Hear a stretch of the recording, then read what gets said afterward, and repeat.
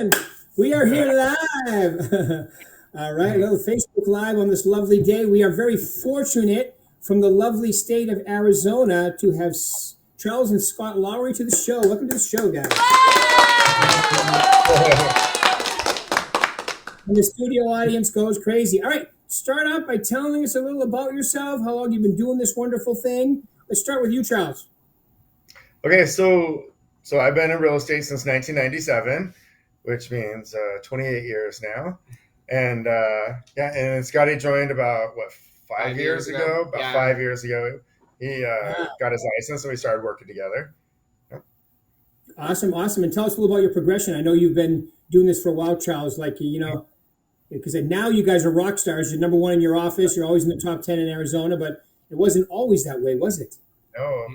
And it's interesting, and so much of real estate is just it revolves around your personal life too, and where you're at. And so I've had like highs and lows, I guess, throughout my career. And I call them seasons. They're seasons of life. I'm a dad. We're dads. We have kids that are now just recently adult kids. And when your kids are deep in the middle of the school age, it's a lot harder to be a top producer at that time. You're pulled in different directions. And but yeah, since the kids are gone, it's like, woo-hoo, we can just work as much as we want, and it's great. So yeah, they're both. What are they? How old are they now? 21. The twins are 21. 21 twins. That's amazing. And we're coming to Vegas next week. Actually, we decided for the 21st birthday that would be a fun thing to do. With them being 21, we're going to Vegas. We're going to go to what is it? The Omnia at Caesar's Palace. I don't know. It's a nightclub. It's supposed to be the best nightclub in the world. I don't know. You have to be 21 to get in. So it just seemed like a fun thing to do. So yeah. Yeah, it's pretty nice. It's very nice, actually. You'll have a great time. Yeah. Just keep an eye on those two. It's a crazy town. Right? For sure. Yeah. You got to be careful. All right, good. So, and how's it going this year, guys? Tell me what's going on. Scotty, how about tell me a little about yourself and how you got in the business. I know you were doing something before you got into real estate. I remember you took your first success stories with me. Right, I was a hairstylist for 25 years. And after that long, it took a toll on my body, and I just wasn't feeling it anymore. So I just looked at Charles and said, I just want to be done doing real estate, but I don't know. Done doing hair. And I told Charles, I was like, I just don't know where to go, from here. And he's like, well, my business is kind of building pretty quick. You can always come over and help me. And so it took me a very long time to get my license. That was probably the worst part of the whole real estate. Everything was the schooling and the testing from there. But once I did that, it was like I was home. I love the socializing part of it. I love showing houses to clients and sitting open houses, and the paperwork I'm still a little slow on, which is why he does it. But I think together we make a great team that way, where we play to our strengths, and it's been working out really well for us. Yeah, you're definitely a people person. You get out there, you talk to them, you do deals. Right. Yeah. So, especially with your past job too, because I'm sure you still have a lot of connections with people in the hair business and so forth. Yes, that was the caveat to me doing real estate, is the overflow from my clientele of 25 years of hair, bringing them over to the real estate part of my business now. So that worked out really well for us. Good. And the transition, right? Because you're still, when you're doing here, you're talking to people, you're having conversations, finding out about their lives. So in some ways, it's similar. They're just spending more money when they buy a house. Yes, a lot more. But no, it's essential.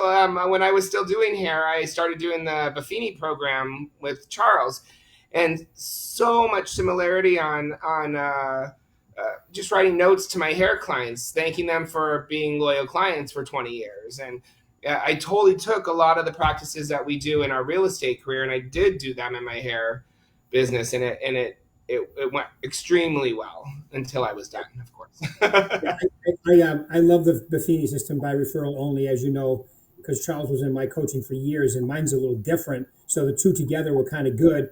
But I would say that with your hair business, applying the, by referral only program was probably extremely helpful to get business, because now you both have your own PC, past clients, and sphere of influence. Mm-hmm. Absolutely. Okay, good. All right, so take us through a typical day. All right, let's go back to you, Charles. Okay, so people love to know, like, okay, so you're selling a bunch of homes and so forth. How do you do that? What are you doing on a day in, day out basis? Well, I think for us, we need to go into the office. For us, it's if we're home, there's too many distractions.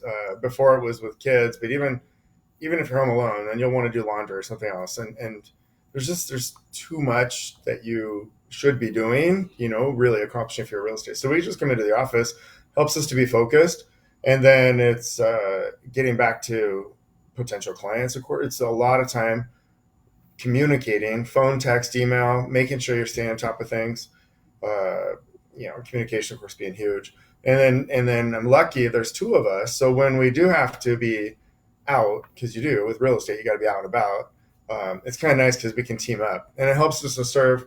So the Phoenix market is pretty massive. It takes 2 hours to get from one end to the other, and we're based in the middle. Because there's two of us, we can be at opposite ends of the valley on the same day, doing a great job for our people, and so that's been really helpful.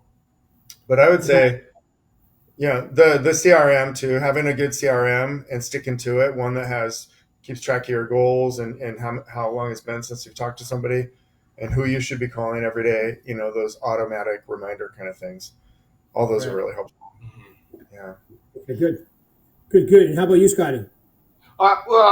Just touching on the CRM, it's actions, right? Like coming into the office, and I'm guilty of this sometimes when I'm just not feeling work.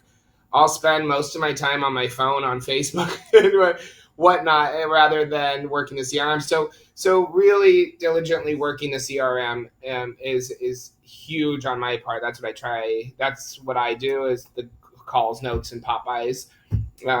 Just really working, and him keeping me on top of staying on the CRM too, because you can forget. You can forget your clients, the ones you just sold a house to, and all of this stuff. If I could just say one thing really quick about what he just said. I was frustrated one day because I tend to be the more serious, focused one. And I was just a little frustrated about what he just said, his lack of focus. And I just needed to vent. So I went to our manager and I vented. And I said, he spends so much time on Facebook and all these other sites, and he's just chatting people up, and he's liking and commenting, and he's doing da-da-da. And my manager was like, Charles, think what you just said. I know he's engaging with everybody. I know, but that's not how I would do it, but it's super effective. It's how he does it. And it's very effective, and it comes natural to him. It's what he wants to do that. I don't necessarily want to do that. I love all the people, but I don't want to be there all day long commenting and liking and all Which that. Which just goes to show with two of us working together as one unit, you just have to, again, play to your strengths, but be okay with the other one not being strong in certain areas as you are. Right. So that, and when you find that balance, it just becomes a perfect harmony to where we can just steadily grow our business. Yeah. Well, it's like you both have said it, right? So you're strong in one area, he's strong in another area, and then Charles recently said also, you can be on one side of the valley, he can be on the other side, and you guys are dividing and conquering. So that's what makes it work really well. And you almost have matching glasses now too. They are. They're both readers. I buy them in bulk because we break them and stuff. So yeah, these are bulk readers. So yeah. But I have prescriptions, but I only use the readers because now I'm far away from the screen. So look, I have two sets now. These are my close to my phone, right? And then these are the ones. But I have peers at home that do that for me. I just don't wear them, which I should. Right. Well, he refuses to go to the optometrist, so we're stuck with readers until. Fine. I can see without them. I can see just fine without them. But me too. When I read documents, that's helpful. So. But it definitely helps. But anyway, all right. So let's talk about some traits. Okay, so I'm a real estate agent. I'm trying to do better, and you guys can go back and forth. Give us 4, 5, 6, whatever you're comfortable. Give us some things that you would tell them to consider as really important if they want to be really good at real estate. What would be your number one thing, Charles, that you would tell them?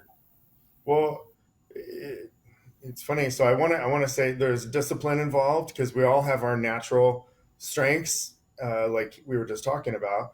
But you need to be disciplined because there's some things that you just have to do. You really, if you want to be really successful, you do have to have regular communications with your clients.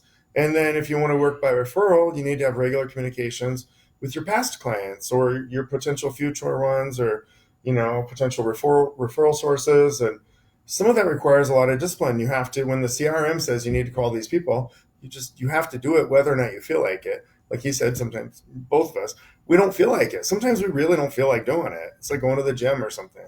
So discipline Right. is pretty massive, and then I think that, and then the other part is leaning into your strengths.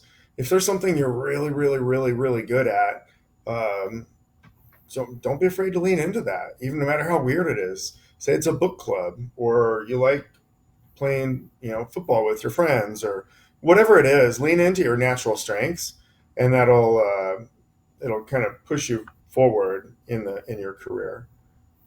Yeah, I agree with both of those. Discipline thing is so important because, especially if you have it set up like you guys do, like you got to call X amount of clients per day. You get a couple of days behind, and then you're like, oh, screw it, I'm not going to catch up now anyway, right?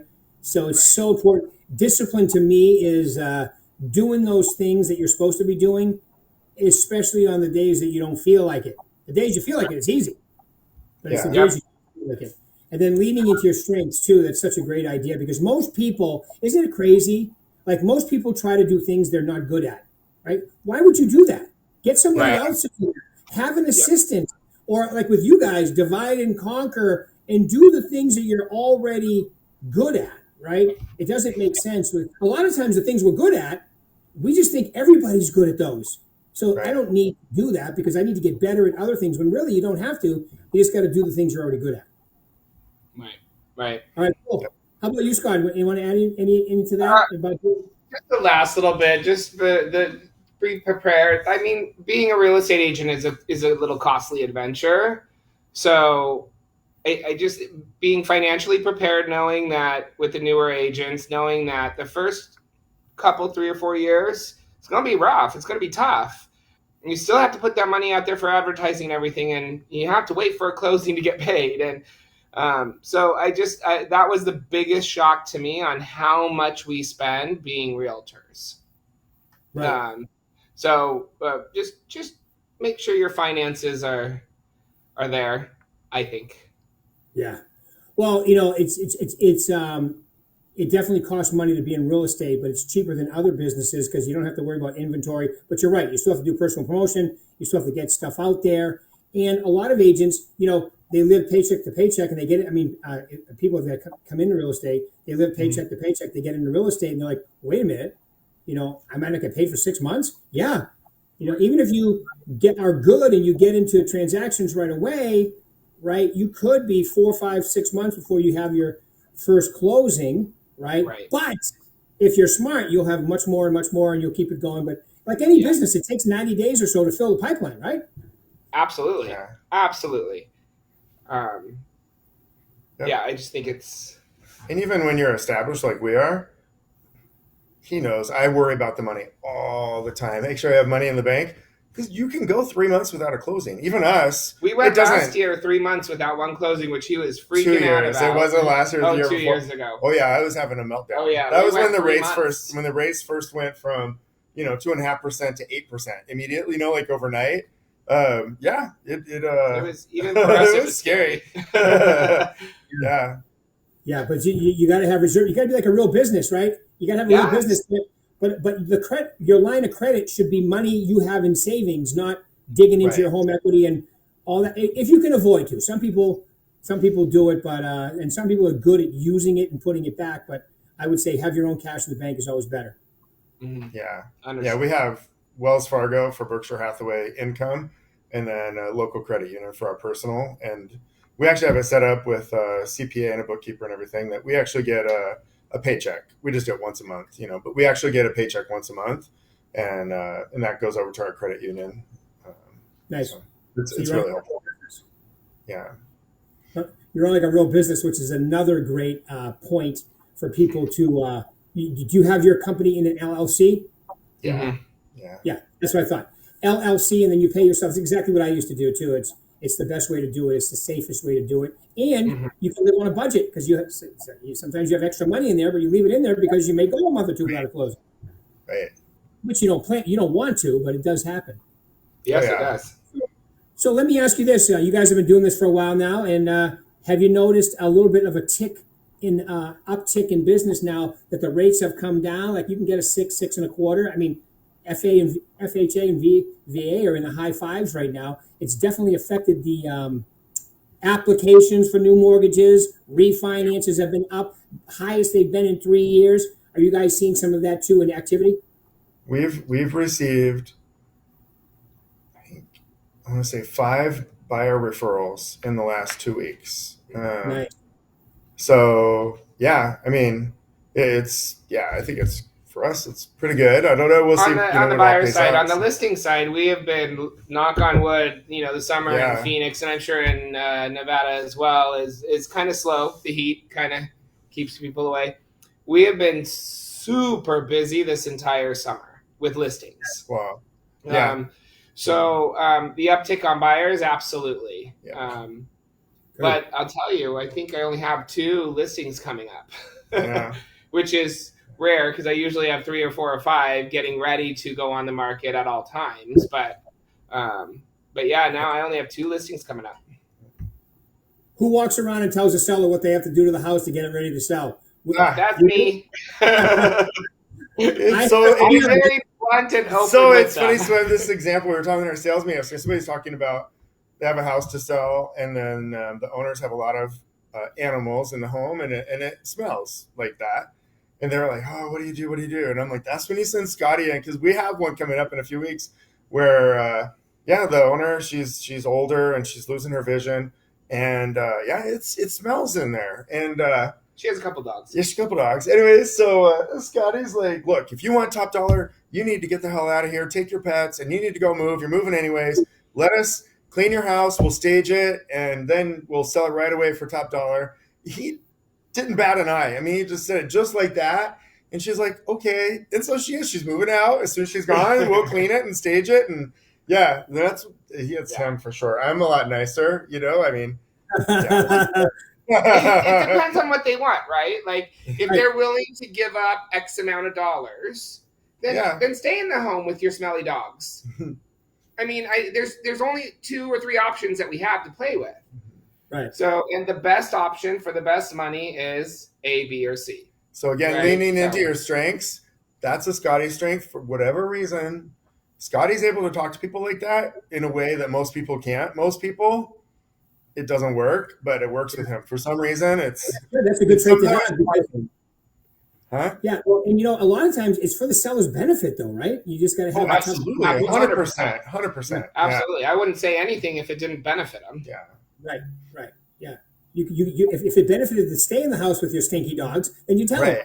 Absolutely, stay. You know what? You can sell your house for more money if you stay in here with the stinky dog. So just stay. No. But it's always. But people don't realize what pet odor does to some people. Some people don't have pets. Some people don't like pets. Right. Some people, especially like stinky kitty litter boxes and so forth. Right. In there and your eyes are watering. You don't want to pay top dollar for the house. Even think about this, Charles. How long have you been doing this? You've been doing this since what? Since 90s? 1997. 97. So you've been doing this 30 years? Almost 30 years. Almost 30 years, yeah. Almost 30. You remember when? Okay, so when you started in 97, we were using the MLS computer, and you could view your. But a couple of years before that, we used to use MLS books. They would come out every 2 weeks, right? So back then it was totally different. Now we've never been in a situation where more people are educated about what's on the market, how much stuff is worth. You can't hide what a property's worth. The buyers know as much or more in their price range than even the agents do because they've been looking at everything. Absolutely. So it's just important that we let the sellers know, the old, you can always start high and come down. It's not 1985. You can't do that anymore. Right. So I think those tough conversations are good. Have them up front. And especially, Scotty, if you're good at breaking out the sword and not hurting anybody's feelings. That's the way to do it. Yes. Good. All right, guys. Well, perfect. We're right at time here. Any final words you want to leave these lovely people? I'm sure they've got a bunch of nuggets, but anything I didn't ask you that you want to say? No, just it's just hanging in there. Like we talked about, there's ups and downs for sure, but if you can tough it out and stay the course, stay consistent, it builds over time. And everybody, it's different. Maybe it'll happen in 3 years for one person and it takes 7 years for another one. But at a certain point, you hit a point where your repeat business starts to also pick up, and then word of mouth, and and it takes time. So don't give up right away. We see that a lot where people, it's a revolving door sometimes, where people get their license, come in, they're here for 6 months, and then they're gone. Mm-hmm. That's not enough time. You really have to work hard at it for, I would say, at least 2 years before you could even start to see the benefit of it. I mean, you'll make money along the way, especially if you're really disciplined and working hard, but give it some time, and live on a budget and all that. Yeah. And do what you need to do on a daily basis to build your clientele, to build your sphere, and to stay in front of everyone's face. Yeah. Right. Yeah, and Brian Buffini, he does his what does he call it? Projections or forecasting. Right. He calls it something else. I can't think of what it is right now. But he's saying that he sees the interest rates continuing to come down, and next year being an extremely good year. And I would agree with him. The question is, how much are they going to come down, and how crazy is it going to get? But I think we have a really good year, and a lot of the agents out there need to hear the consistency, the discipline. It takes time. Don't lose. You've heard me say this too, Charles and Scotty. When someone says to me after 90 days, I'm so frustrated, it's not working yet, I always go, you don't qualify to be frustrated yet. You just started. Yeah. Absolutely. Right. And then follow the people that are successful. Yeah. Do what they do. All right. And last question. You ready for this one? Yeah. Would you recommend all partners work together? I don't know. Wow. It's funny. We get along very well, but we like, this sounds funny. We like to argue and bicker and fight. Like, we have fun with it. It's sport for us. Like a tennis match, and we think it's hilarious, and we crack up. Some people, when they don't know us, they might be a little concerned at first, like, oh my gosh, and then no, but for us, we actually really like it, and I think because we recognize each other's strengths and weaknesses so well that, I don't know, it just works for us. It works, and no, you can hear the respect for one another and so forth too. So I would say, you guys, it comes across as productivity, not just bitching and moaning. Yeah. Absolutely. All right. Well, whatever you're doing, keep doing it, because it's working awesomely, and we appreciate you guys taking your time out today. Thank you very much for taking your time, guys. Appreciate it. Thank you, Rick. Thank you, Rick. Nice. Thank you. We'll see you. Bye, everybody. Bye.